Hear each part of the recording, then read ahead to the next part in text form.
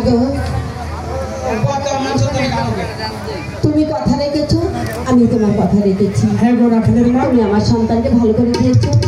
গণেশ যা বাবা, আর কোনোদিন পর্দার সম্বন্ধে তুমি নিন্দা করবে না। একটু প্রণাম করে নাও।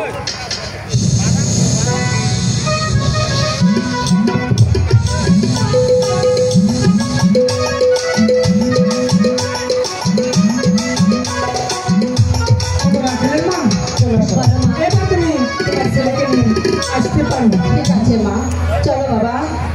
বিদায় রাখালের মা, বিদায় না, আমার বাড়িতে বসে থাকবো না। আমি আমার পিতার মতো এক্ষণে রওনা হবো চান্দ্রেশ্বরের বাড়িতে। দেখি চান্দ্রেশ্বর এই বিশ্বমত বড় আমাকে একটু পুষ্পা দেখে না, আর দিকে দিকে স্বীকার করি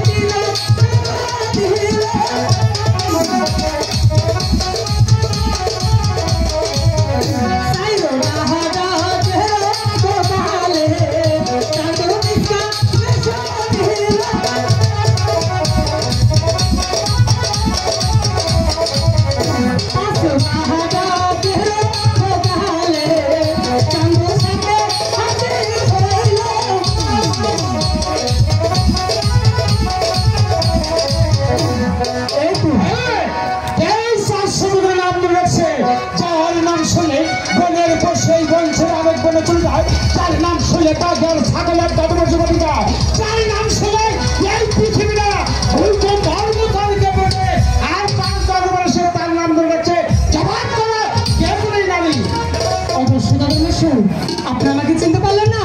আমি তোমাকে চিনতে কেমন করে? কি তোমার পরিচয়? কোথায় তোমার বাড়ি? কোথায় তোমার ঘর? আমি হলাম শিবের কন্যা পদ্মা দেবী। শিবের কন্যা পদ্মা দেবী, আমার পরম গুরুর কন্যা তুমি দেবী। ওগো দেবী, ওগো দেবী, নমস্কার দেবী। শুধু নমস্কার দিলে চলবে না। তাহলে দেবী আমাকে যে সাথে এসেছেন, বলুন দেবী আমি আপনার জন্য কি করতে পারি? আমাকে যে একটু পুষ্প দিতে হবে, একটি পুষ্পাঞ্জলি দিতে হবে।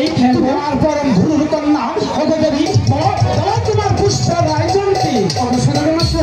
আমার পুষ্প আয়োজন দুধ, কলা, চিনি, মধু, সেগুলো ফুটা হলে চলবে। ঠিক আছে দেবী, তুমি এখানে দাঁড়াও।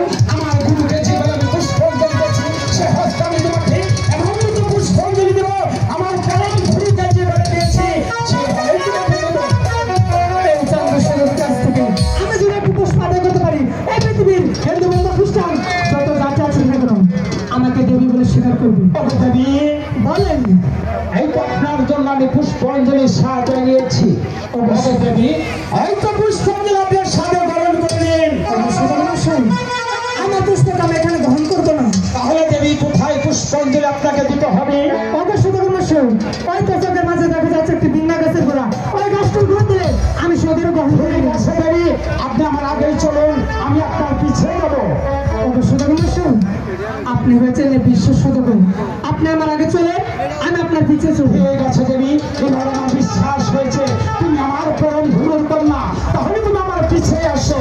তবে চাচ্ছি দেবী বলেন কিসের ভুল? আপনি হয়তো ভুল শুনেছেন, আমি তো কিছু শুনতে পেলাম। ঠিক আছে, আমি ভুল শুনতে পারি, তাহলে তুমি আমার পিছিয়ে চলে আসো। এটা কিসের ঝড় শোনা গেল? তো কিছু শুনতে পেলাম তাহলে তোমার মুখে রাখি অবশ্যই মশাই আপনি শুনতে চান অবশ্যই মশাই যাবার কালে ওই রাস্তার মাঝে দুটি পরিবার একসাথে ঝগড়া বাঁধছিল সেখানে আমি একটা দেখে তাদের ঝগড়া আমি মিটিয়ে দিয়েছি